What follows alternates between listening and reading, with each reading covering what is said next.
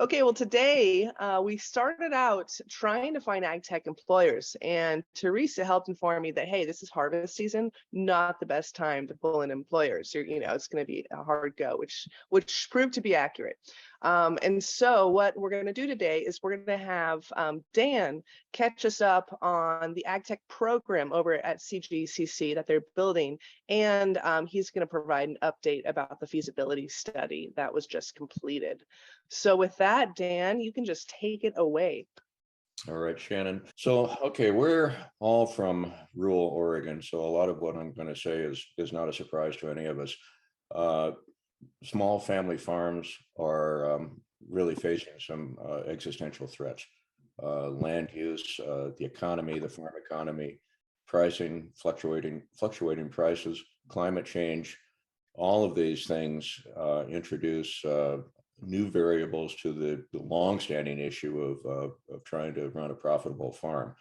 So over the past year and a half, really coming up on 2 years now, we've been working with partners in Hood River County, specifically Hood River County, because there are so many small orchards, high concentration of small family-owned orchards in the valley there, combined with a very interesting economic situation in Hood River. If you're familiar with it, we have a lot of affluence there, second family homes, an influx of folks who are putting new pressures on some of those farms. And with changing economic situations and some of the challenges I've mentioned, if you're a small farm owner, at some point it becomes easier just to say, hey, the heck with it, I'm going to sell it. And it becomes a McMansion with a small hobby farm. And then you've lost production and you've lost a parcel that might have been in the family for 4 or 5 generations. At the same time, you have workforce disruptions with COVID in particular, but with the immigration policies or the lack of policies that we've seen over many years now across the country. That creates another challenge for farmers as they're looking to harvest, particularly on a short duration harvest. If you're doing apples, pears, cherries, those in particular, they're very intensive, and you have a narrow window to bring your workforce in, get the crop in, and they move on to the next area, the next county, the next state, wherever it might be. And if you miss that cycle, that has a direct impact on your bottom line. So again, it's another pressure. So in the Columbia Gorge, we have that agricultural situation, but we also have high tech. We've got in situ, the Boeing subsidiary in the UAS sector. We've got, as many of you do, we've got combines running off of GPS. We have robotics. And so the idea of exploring and finding the intersection of those two industries becomes very interesting.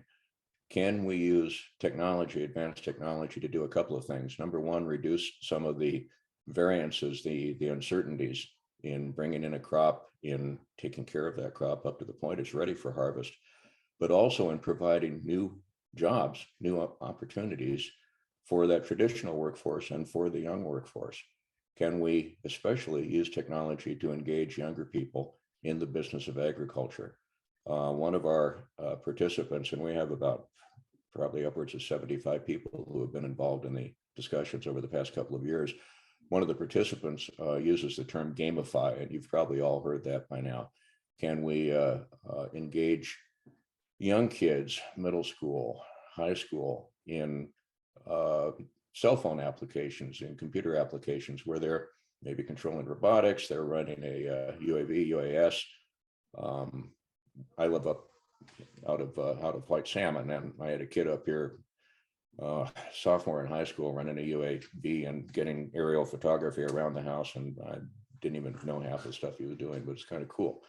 But that same type of application, and applying those technologies, an example I would use is one of our pear growers in the Hood River Valley took us out in the field and showed us the propane tanks that power the fans used to prevent frost damage early in the season.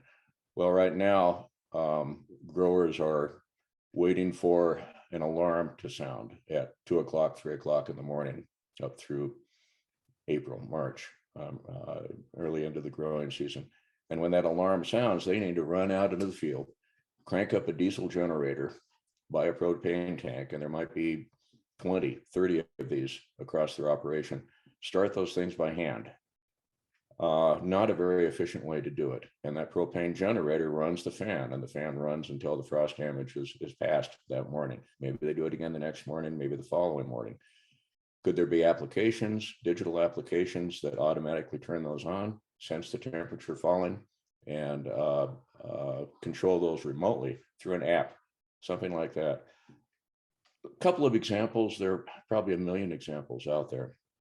So we have long, for many, many years now, we've had a satellite campus in Hood River, but we've not had a core program attached with it.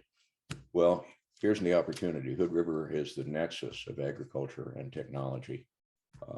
Multitude of technology firms based there, and of course, a lot of family farms. So about, what is it? Can't remember now, probably a year ago, we worked with Representative Williams, Representative Bonham on ARPA funding, federal funding through the state, and received an allocation to fund an agricultural feasibility study. And we brought on Ray Hoyt, resident of Bend, many, many years of experience with community colleges all across the state, developing, doing exactly what we're talking about, looking at new programs, developing the feasibility of those, and those program topics cover the entire range, anything that community college might be bringing forward. In this case, something novel, AgTECH. And what we've found is the anecdotes, the information that Ray found and really validated many of our earlier conversations. He interviewed dozens and dozens of farmers, growers, technology sector. Over and over again, they validate the need. The challenge we find is that the need is new enough, the intersection of technology and agriculture is new enough that we really don't have good job descriptions attached to many of these things. We helped develop, I was involved in developing the college's renewable energy tech program back in 2006, 2007, when we were developing job descriptions for wind technicians. At that time, there were 3 or 4 community college programs across the US doing wind technician training. It was still a fairly new thing. Certainly they'd been out there, but that field was growing and evolving so quickly that some of the skill sets really hadn't been nailed down yet. You could go to databases and couldn't even find the term wind technician, not back in 2006-07. It seems to be a comparable situation now. What is an agricultural technician? Is that repairing a UAV or a robot? What about electric tractor repair? Those are high voltage machines. What happens if an electric tractor breaks down in the field? You don't go in and work on that with a background in diesel mechanics. You need high voltage experience, or you bring it in, you haul it in. So where are we going to be in 20 or 30 years? There's a program based in Dufur now that is statewide. They're receiving electric tractors, fitting them out for field tests and sending them out across the state and asking farmers to put those into use and getting feedback on how do they work? How do they charge? How long do they last? What are the repair situations? That's just the beginning of what we're going to see in agriculture. So anyhow, the study is out. We believe we have enough validation from this to proceed. Of course, the question becomes, okay, sustainability, we can find some grants to get it started. Right now, I think we're looking at 2023, fall of 2023, and looking at the sustainability question beyond that. Of course, you look to FTE, tuition, and numbers. We are probably going to be conducting additional data gathering to try to get some additional numbers. How big a class? What are the specific skills? A lot of that, probably 90% of that, is covered in Ray's study, and it's a big study. I'd be happy to send it out to any of you, but we may be engaging MC for additional data. I'd be interested. Heather had mentioned a new data tool, I think with, was it Dun & Bradstreet? There's another data source that Heather had mentioned that might provide some more information for this. So we want to check in there. And I know that Ray did speak with Heather. I could go over the recommendations if you'd like. And I don't know if I think I've got screen share here. May I do a screen share? Yeah, absolutely. Show you the high level recommendations. And again, I'd be happy to send the full report, but this is kind of the brief summary. First off, can you see my screen? Yes. Okay. So avoid traditional job descriptions, embrace seemingly diverse occupations. It's a novel program. Fields are merging, fields of agriculture and technology. So we seem to be ahead of the curve. The term agricultural technician is kind of boring and it's not really descriptive. So we need to come up with something that entices young people. I think that's going to be the key here. Don't rely on local enrollment. This is going to be probably a broader marketing effort. Eastern Oregon is doing some cool things. Blue Mountain, we've been working with them. We've been working with Columbia Basin Community College and others. So we need to do some coordinated work on this. We have several programs in place now that already speak to some of these skills that we're looking at. Electromechanical technology, for instance, is a outgrowth of our renewable energy technician training program. We've broadened the curriculum, expanded it, added some new skills there, but some of that goes directly into this. Low voltage, high voltage systems, for instance.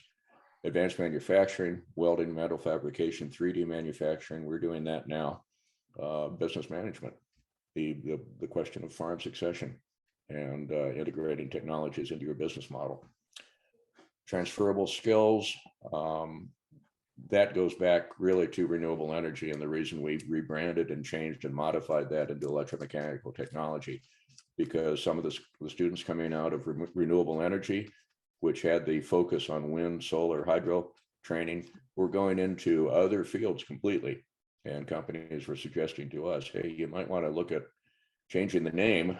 We're hiring your program people, but we're not a wind farm, and also changing the curriculum to really adapt.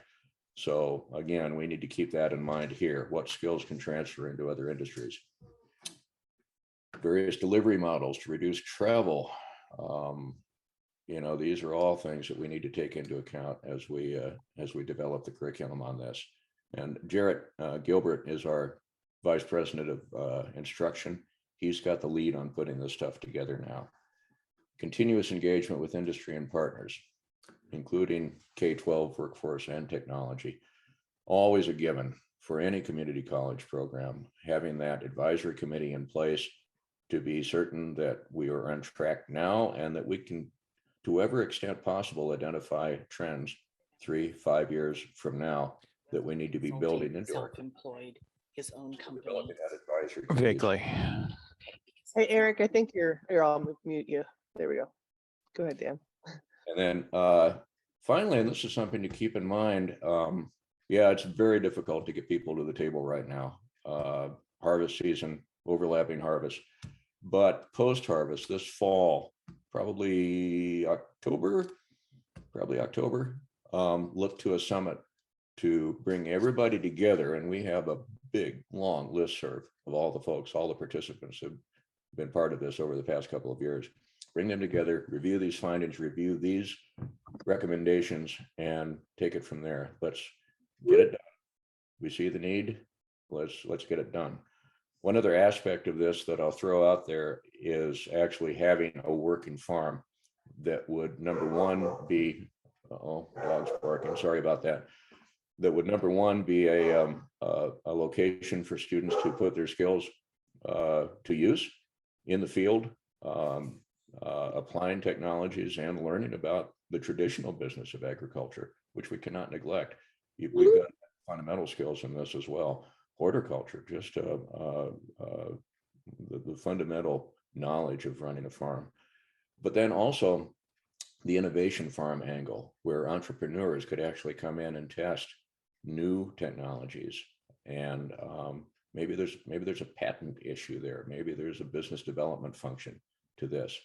So we have entered into a memorandum of understanding with Hood River Valley Parks District, which a number of years ago acquired high value agricultural property in Hood River with the idea of turning that into a recreation site, ball fields and things of that nature. And they kind of found out the hard way that you can't do that with high value agriculture.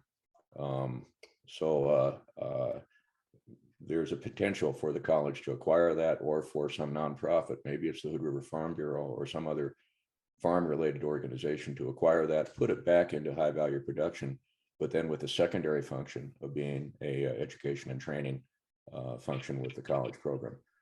That's a concept right now. That may or may not happen, but the program, we're confident from this study that there's enough there to go on. We just need to be sure we do it right. So done a lot of talking. Thank you, Dan. Yeah, and if you can send me the full study, I'll send it out to the group so that anyone who would like to take a peek can with the notes from this meeting. That would be awesome. Okay. All right, group, what questions do we have for Dan? And welcome, Heather.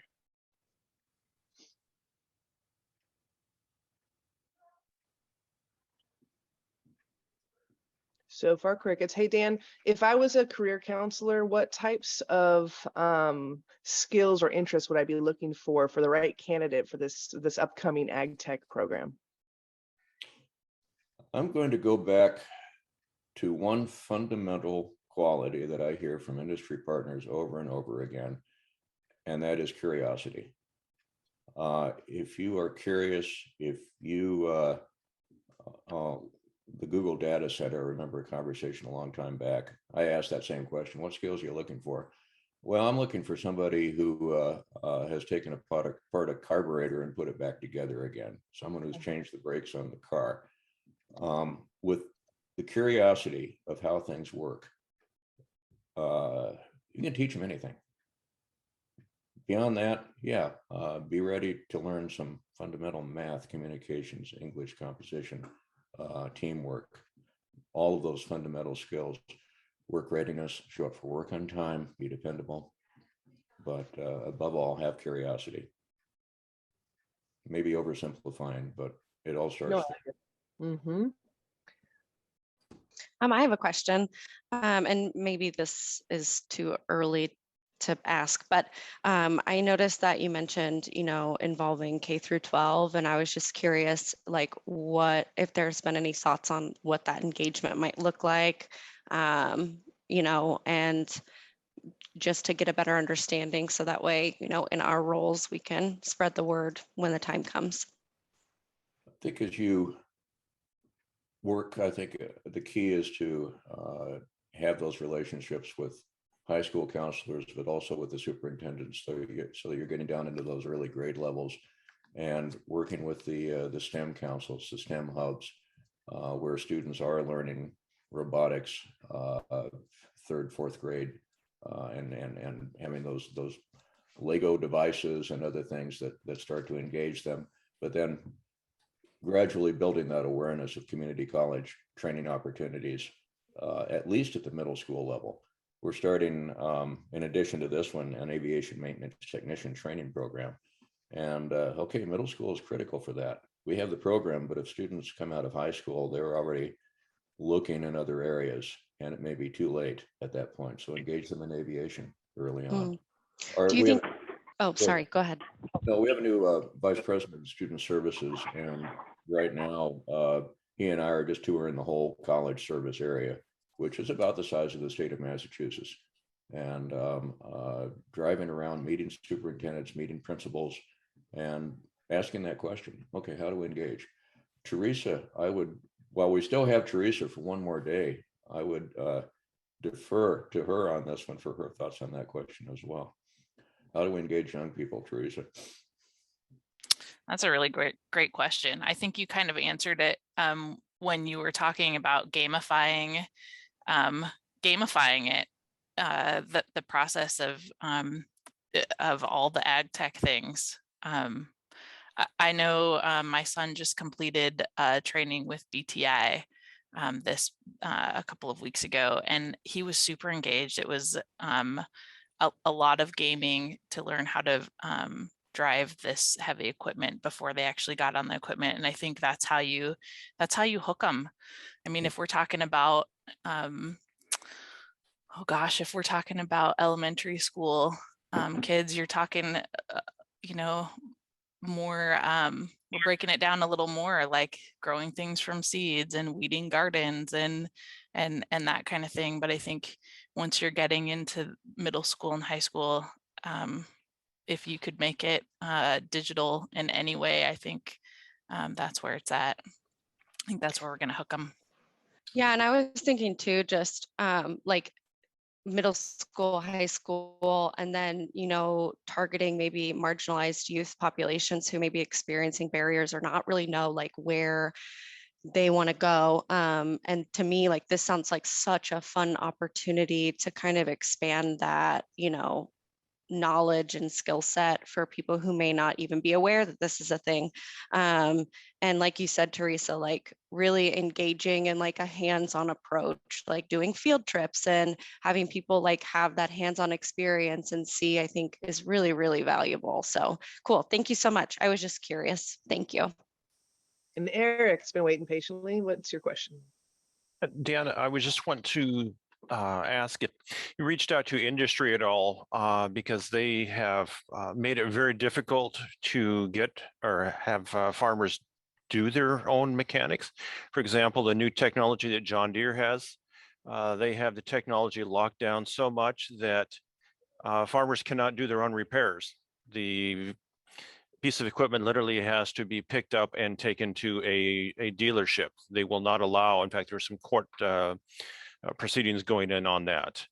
So is there any connection? I know RDO over in the John Deere dealerships over in Wasco, they're constantly running apprenticeships trying to get people in. And because of location, et cetera, lack of housing, other support services, it's a gesture of futility. So that's probably a two-pronged question, but are you reaching out to industry to see if this is something that you can partner up with? Eric, right on point, and that issue has been raised. We had a meeting with the Hood River Farm Bureau, and we have met with Morrill County Grain Growers is on the team, and yeah, that is a problem. We haven't tried to reach out yet at the corporate level, which I think is where some of those policy questions are going to be decided, but we need to, because you are losing production in the field when an e-tractor goes down, for instance, or even when equipment right now goes down. And we have to break that lock somehow. But right now, that's beyond the scope of the program itself, but it is a challenge that we need to figure out. I've heard that before, and I've seen it in other areas too. I think there's a trend across a lot of manufacturers now to not make it possible for homeowners, for small repair shops, anything else to do the work. And that's driving people out of business. Mm-hmm. So that sounds to me like a state or federal legislative issue.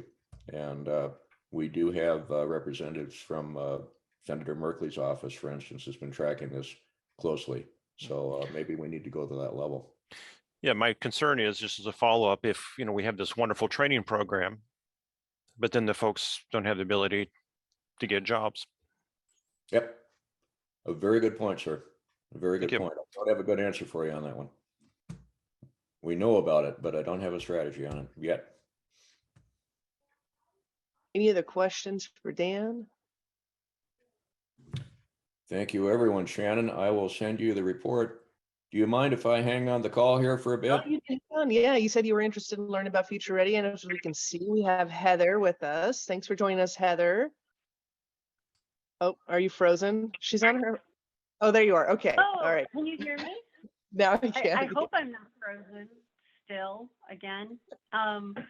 Sorry, everybody, that I was late. Dan, I'm super excited to read that report. I think we've all been waiting to see what it says. So yay.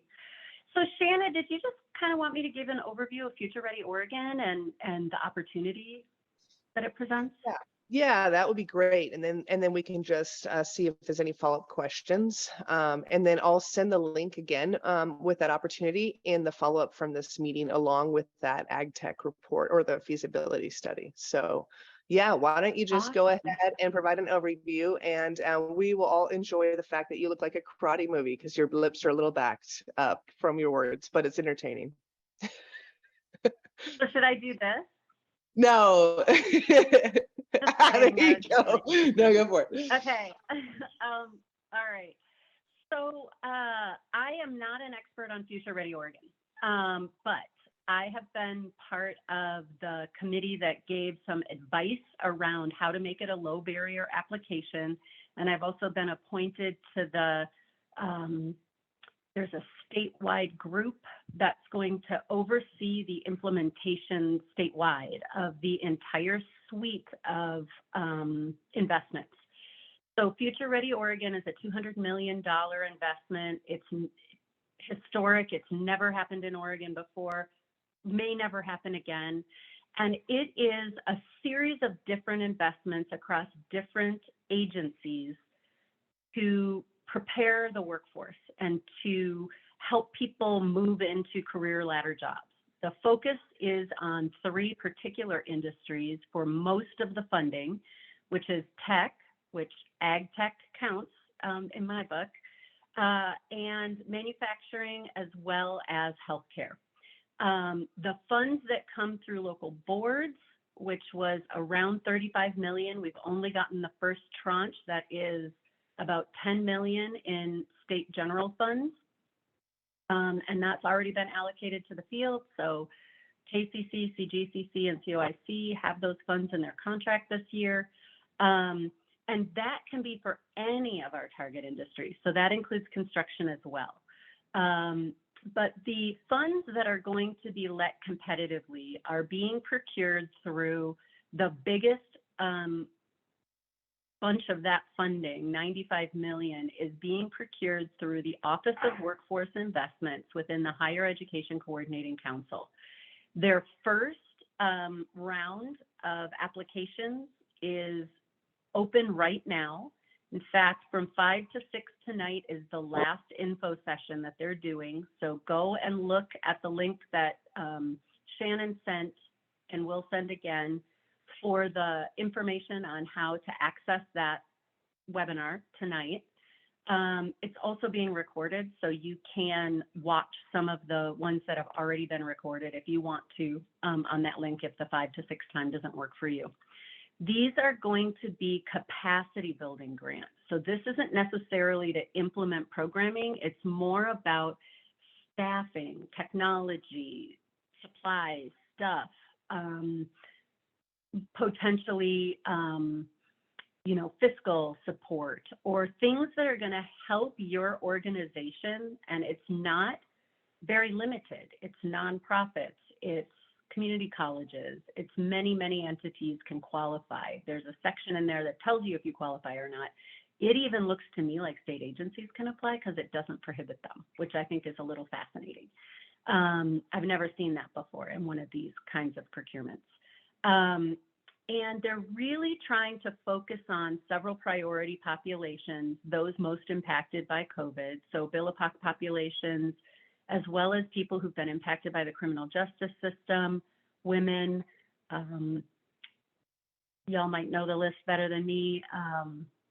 There's a few more on it. I want to say vets. And it's really focused on connecting with people that may not have been connected with the public workforce system or may have fallen out of other systems and are not necessarily being served. So it does ask that you partner with, oh, thank you, Molly. It does ask that you partner with local boards, with community colleges and other stakeholders in the community. I would be happy to brainstorm with you if you want to brainstorm about a competitive proposal. I'm also happy to do letters of support from the local board. Our end game is we as a local board are not going to be applying for these funds. We want all of you to get funded. And in order to maximize the funding in our area, we want to support you to have a competitive proposal. So please don't hesitate to reach out. We want to support your proposals. This is an opportunity to try new things and different things, or fund something that didn't get funded through another stream, or that if you can just add this component to your program, it'll be much more effective. So I know several of you are going after these funds. I highly encourage it. Kind of feel like there's nothing to lose. We are not competing with each other on this one. There's too much money out there. Frankly, we're competing with the Valley. They are where all the nonprofits are in this state. And so I would really like to see some funds flow over those mountains and come our way. So whatever we can do to support you, please don't hesitate to reach out. And this is only the first round. There is 95 million. So this is capacity building. Probably the delivery, like the program delivery funds, are going to come next. And the other thing to know is that this first round is state general funds. So they expire June 30, 2023. It has to be something that you can spend this money on in one program year. And it's due mid next month, I think the 15th or so. Any questions or thoughts? I think I saw a question, maybe Shannon. I'm on my phone, so it's hard to read them. If there are any questions, maybe you do that for me. What do you think, guys? Any questions?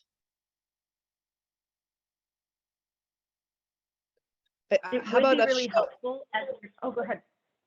No, you go ahead. Oh, I was just going to say it's really helpful if there are barriers to this application, or there are factors or components that you think should change in future rounds. I really want to hear that, because I'm going to be sitting at the table where the deciders are. I'm not a decider, but I get to influence them. So I really, really, really want to get feedback from y'all about this process. And if there are things that, rural's a priority. Mm-hmm. So let's make sure that they really understand that, though, because some things that I've said are rural, the cost per is higher for us. So maybe we need higher or disproportionately higher awards, for example, and funding. So as you go through this process, and as you think about this, or as you review it and you have ideas or things, I really do want to hear it, because I want to be able to bring it to the decision-making table. And it looks like Dan has his hand up. Yes, and something you mentioned to me earlier was that this first round is going to be the most flexible, like with its terms. And so I think that's a shout out. And yes, Dan has his hand up. Dan, what you got?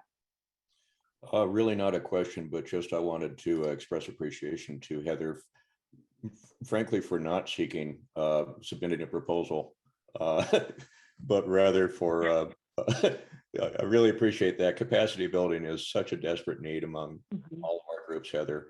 Thank you for making that decision, and thank you for being there to help guide us. That is greatly appreciated. And Josh, Dan, you guys are all great partners. Sorry, Heather, didn't mean to step on you there. Josh also posted that the applications are due August 13th at midnight. No, 11. Yep, midnight, basically, Pacific Standard. So since we had said the 15th, so yeah, August 13th is coming up, but there's still plenty of time to get it done, because this one's pretty simple, right, Heather? It's as straightforward as it's gonna get. The next funding is the ARPA funding, and so, you know, it's federal. It's got strings. We all know the strings. So it may not be as flexible as this is. It's likely not going to be as flexible as this. Mm-hmm. This one's really great because they actually gave us some time to write the grants too. It wasn't like, you have a week, you have 2 weeks to do this. You got like a whole month. We had a whole month. 45 whole days. Which is what every state procurement should be. I'm sorry, that's just a minimum that everything should be, but hold me accountable to that too, by the way. No 30-day procurement. Any other questions or comments for Heather and Future Ready? You guys are all ready for the future? Fantastic. Wonderful. All right. Thanks, Heather, for sharing that. Appreciate it. And thank you, Dan, for sharing on AgTECH. We're excited to see what CGCC does, and I will definitely share out that full report. As far as the agenda goes, really all that's left is to talk about your ongoing projects. If you guys have big events coming up. I know that you've been doing a variety of different things in the field between the video, what did you call it? Forrest, do you have a language for this? Video, what is it? Call it like a reverse site visit, I think was the term, but it's kind of like a video job listing essentially. And I've been telling employers about it because people who have expressed difficulty in getting a hire, I say, hey, this is one avenue you can reach out to job seekers digitally, social media, something other than text on a page, you know? Right, definitely. Yeah. And it's more engaging and you can share it really easily as opposed to the PDFs, right? Social media doesn't like PDFs, so it's much easier way to share out. Besides these listings, are you guys, does anyone have an event coming up in your region that we can blast out as a group? Go ahead, Matt. Oh, it's more of a local one, but we're coming up on August 18th and 19th. It's our third cohort for our Bethlehem Inn project, and we're also increasing some of the restrictions are being lifted, and so you know, Gloria and I are able to do what we're calling just like a picnic session where we go on site for 2 hours twice a month, just to get in front of people, and so just to, you know, kind of increase our numbers. You know, in 3 months, you know, we've had 19 referrals, we've had 3 placements, we've had about 10 or so, you know, resumes created, and 8 students running through. So it's going well, but that's something we're still learning, but it's been going well so far. That's awesome. So when is the third cohort starting? August 18th and 19th for yes. Okay, are you still recruiting for that, or are you? Yeah, we're always recruiting up until the minute before. So. Right. Okay. Well, if you have any flyers or any like collateral, if you could send to me, I'll also send that out to. Much appreciated. Thank you. Okay. What else we have going on, group?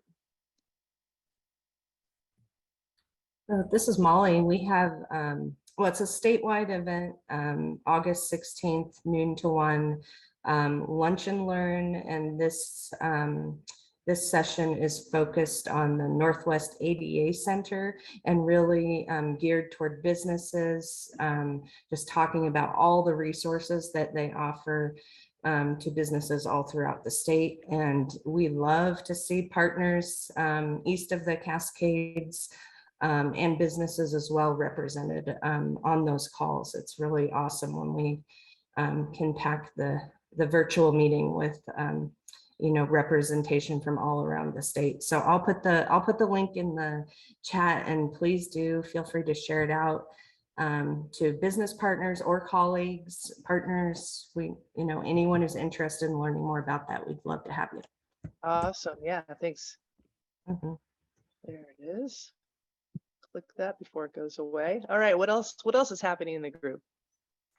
Up in the Dalles on Friday, Mid-Columbia Medical Center is hosting an internal hiring event, and they're looking for probably upwards of 100 people, everything from food service to physicians. And had a good conversation with One Community Health and other healthcare, and they're very interested in what Forrest and his team were able to do in Bend, and so we're going to try our hand up here in the Dalles. We typically are recruiting for 30 or more positions across the region. Awesome. I know that the Title I partners up in the Dalles have connected a lot with, is it One Community? Teresa, that's the who we've been in contact with, right? Yes. Okay. We've been in contact with One Community Health. Okay. So I think they've that might had be a some good transitions there, so it's okay. It's been a bit difficult of Okay. late. Okay. Yeah, I was just thinking that might be a good, you know, touch base point to collaborate on the videos. Cheyenne, you were highly recommended to me yesterday, so I think we can find some time to work together, and I would love to have your support on that. Oh, awesome. Yeah, absolutely. Awesome. Anything else going on? Anyone try anything new besides the video listings? In the South, it's new for us. The staff go to Saturday Market. And we have a booth set up there, and it's been really successful. So they have a lot of different flyers and they just meet with people. So they've gotten a few enrollments out of that too. But yeah, it's been really good doing that. So how do you manage the labor, you know, with it being on a Saturday? What's they the just problem? take comp time. Okay. Yeah, they just they take turns going. Right now, I just have 3 staff right now, so I'll take a Saturday. And then sometimes somebody from the college will join them too. But yeah, it's a long day, long week for them, but most of them will just take comp time during the week. So Gotcha. Very cool. Anyone else have anything they're trying? So I was thinking, oh, go ahead. Go ahead. Oh, sorry. So Joe here, I got to send you a couple flyers. We got the TSA is going to be here today, and then Redmond, and then Bend next Wednesday. We're giving them some space to do application assistance to applying to their passenger screener positions. So I can get that to you. Also, the fast track to state employment. I have a flyer for that. It's basically business services statewide is supporting numerous state agencies in a virtual format to get folks engaged and understand all the different opportunities for the state of Oregon. So that's been on my mind, and I can get you that flyer to push out as well. So yeah. That'd be awesome. Yeah, if you guys can try to get me all the collateral, you know, in the next couple hours, that way I'll have everything in one email, so we won't see Shannon McGivney in their email box 5 times. That'd be awesome. That's great. Has anyone? I was just sitting. I don't even know what I was thinking about, and it popped in my head.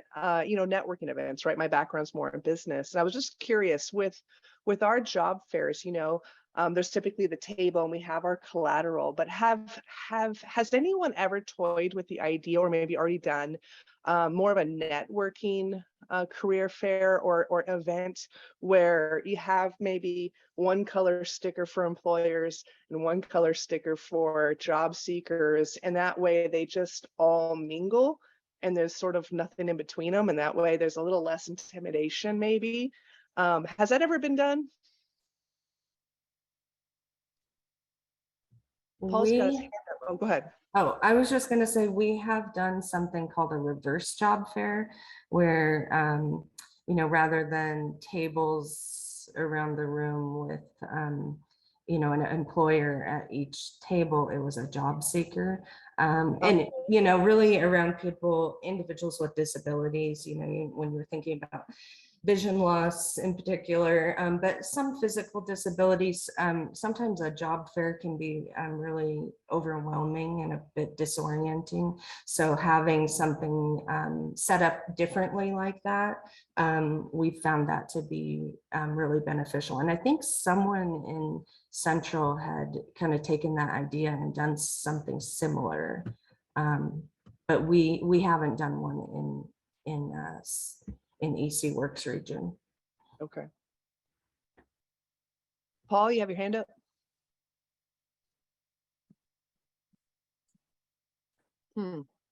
On Friday morning, I'll be dedicating a flag display to the office in Bend, and the event is open to partners as well. Misa Olson donated a World War II era 48-star United States flag, and I built the display. And we're going to present it to the office at 8:15 on Friday morning. So there'll be donuts. It will be a hybrid event in person, and we'll broadcast to all the offices in the East Cascades. So 8:15. Cool. All right. Anyone else on those variations to the typical career setup, career event setup? Has anyone done like a speed dating one? That would be fun, like, right, like 3 minutes, they have to talk to everyone. Get everyone out of their comfort zone, right? Make the employers move chairs, have the job seekers get to stay. Any of that, Forrest? No, that sounds great though. Yeah, you know, Ashley and I actually were speaking yesterday about I don't know if it's because I'm relatively new in this role or not, but just having difficulty in, I know Adalberto was mentioning that in the past, business services had 13% market penetration with businesses we were reaching in Oregon, and now we're significantly lower than that. And yeah, I was chatting with Ashley about just my personal difficulties in finding new tech employers to really buy in on our services. And I feel like once I find one, then they learn who we are. They are really interested in our services, and they are our repeat customer, and then they really take advantage of our services. But yeah, I just wanted to share that with tech in particular in this area. Man, it's a tough time to reach new tech employers. So I don't know if we can brainstorm some collaborations. I know you did that awesome Walt Riley's tech event, and that gave me some great connections. But Have yeah, you used just your current contacts, the ones that you finally broke through, and asked them what other organizations they think could use your services and if they would mind providing an intro? that's a great idea. No, I haven't. Yeah, I haven't done That's that. a sales move. It's yeah, typically, you know, once you have buy-in on one, right? One big player, sometimes they can pull in some more fish for you. Yeah. Any other challenges in the room? It is a virtual room. Life's easy for everyone here, huh? I know, we're just killing it. We're killing life right now. It's amazing. Catherine, are you enjoying your new job so far? I can't really say I otherwise. can find my huh? button. Yeah, it's going great. Good, good. I hope you feel welcome. I'm very welcome for sure. Good.